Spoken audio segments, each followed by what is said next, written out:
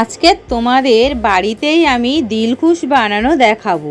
দেখো, তার জন্য আমি কি করছি, একটা কেক টিনের মধ্যে আগে একটু ঘি লাগিয়ে রেডি করে নিচ্ছি। যেহেতু দিলখুশটা বানানোর পরে কিন্তু বেশি সময় লাগে না জমে যেতে, সেজন্য এটা আগে থাকতে এই কাজটা করে নিতে হবে। তো ব্যাস, মোটামুটি একটু ঘি লাগিয়ে নিলাম হাত দিয়ে। একটা কেক টিন নিয়েছি চারকোনা, তো এটা সাইডে রেখে দেব।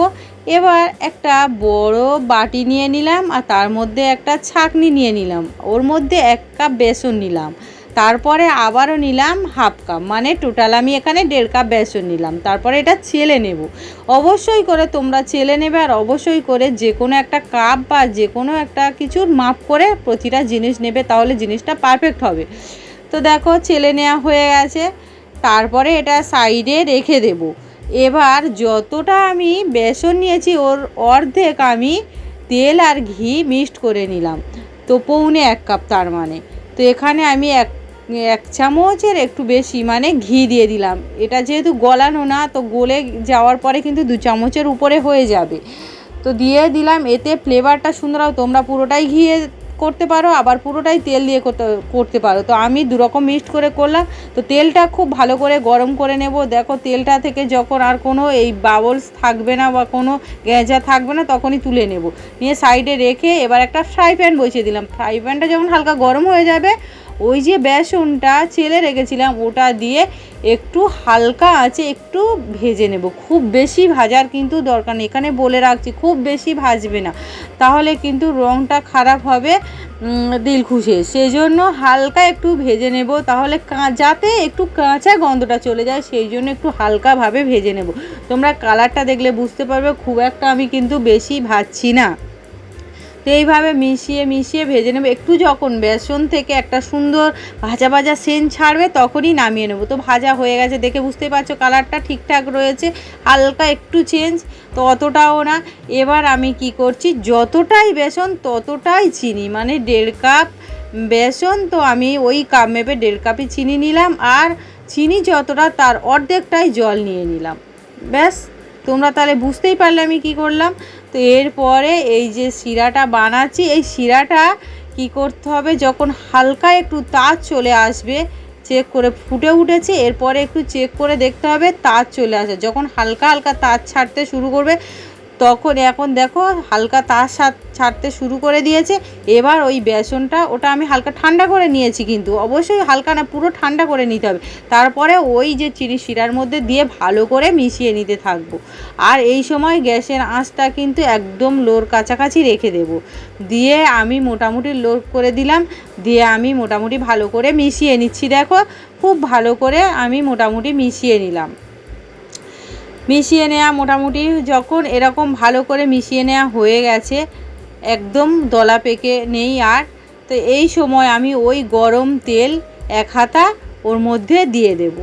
এবার 1 হাতা করে গরম তেল দেব, আর মিশিয়ে নিতে থাকবো। গরম তেলটা কিন্তু এখানে 1 হাতা করে বারবার দেব, আর ভালো করে মিশিয়ে নিতে থাকবো। তো দেখো, খুব ভালো করে মিশিয়ে নিচ্ছি তেলটা। তো মিশিয়ে নেওয়া মোটামুটি এইভাবে মিশিয়ে নিতে হবে, আর গরম তেলটা কিন্তু দিতে হবে।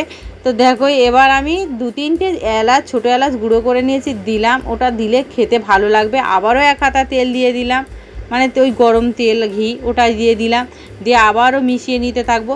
তো এইভাবে মোটামুটি আমি বারবার অল্প অল্প করে মানে 1 হাতা করে তেল দেবো, আর ভালো করে মিশিয়ে নিতে থাকবো। তো এইভাবে মোটামুটি আস্তে আস্তে বানাতে থাকবো, আর আঁচটা কিন্তু লোতে রাখবো, নাহলে কিন্তু খুব তাড়াতাড়ি এটা পুড়ে যাবে। যখন এটা হালকা হয়ে যাবে, ফুলে ফুলে উঠবে, বুঝতেই পারছো, দেখতে পাচ্ছ অনেকটাই ফুলতে শুরু করেছে, ফাঁপতে শুরু করেছে, তখন বুঝে নিতে হবে কিন্তু আমার একদম দিলখুশের পাকটা রেডি হয়ে গিয়েছে। তো অনেকটাই ফুলতে শুরু করেছে। তো আবারও কিছুটা তেল আবারও হাতা করে দিয়ে দেব, কিছুটা তেল দিয়ে দেব। এইভাবে আমি কিন্তু বারবার তেল দেব আর মিশিয়ে নিতে থাকবো। আর আমার দিলখুশের পাক কিন্তু একদম প্রায় রেডি হয়ে গিয়েছে, আর কোনো তেল দেব না।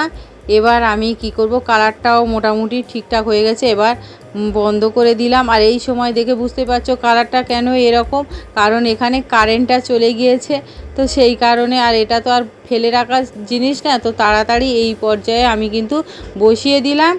আর তারপরে একটু চেপে চেপে ভালো করে সেট করে দেব। তো সুন্দর করে মোটামুটি সেট করে দেওয়া হয়ে গেছে। তো দেখে বুঝতেই পারছো একটু চেপে এরকমভাবে এক সাইড করে ভালো করে সেট করে দিয়েছি। তো কারেন্টটা আসুক, তারপর একটু যখন এটা একটু হালকা ঠান্ডা হবে তো তারপরে এটা কেটে নেব। কিন্তু আমাদের এখানে দেখে বুঝতেই পারছো কারেন্ট এখনও নেই, তবুও আমি এই পর্যায়ে হালকা মোটামুটি, তাও খুব শক্ত হয়ে গিয়েছে। তো আমি মোটামুটি এতটা টাইট হয়ে গেছে, জমে গেছে, কি বলবো আর। তো ওই জন্য তবু মানে ছুরির সাহায্যে একটু করেছি। এখন কারেন্ট এসছে, দেখো কালারটা কতটা সুন্দর দেখাচ্ছে। তো আগে কারেন্টটা ছিল না, কতটা বাজে কালার লাগছিল, আর এখন দেখো কতটা সুন্দর কালার, ভালোই লাগছে দেখতে, খেতেও ভালো হয়েছে। তো তোমরা এভাবে একবার বাড়িতেই যদি দিলখুশ বানিয়ে দেখতে পারো, খেতে সুন্দর লাগে, আর দোকান থেকে কেনার দরকারও পড়বে না, খেতে কিন্তু খুব সুন্দর হয়েছে। তো আমার এই রেসিপিটা যদি ভালো লাগে তাহলে প্লিজ আমার চ্যানেলকে লাইক, কমেন্ট, শেয়ার। নতুন বন্ধুদের বলে রাখি, যারা এখনও আমার চ্যানেলটা সাবস্ক্রাইব করে রাখুনি প্লিজ চ্যানেলটা সাবস্ক্রাইব করে দেবে, যাতে আমি পরবর্তী ভিডিও দেওয়ার সঙ্গে সঙ্গে তোমরা প্রথমেই দেখতে পাও। সবাই ভালো থাকবে, সুস্থ থাকবে, ধন্যবাদ সবাইকে, দেখা হবে পরের রেসিপি।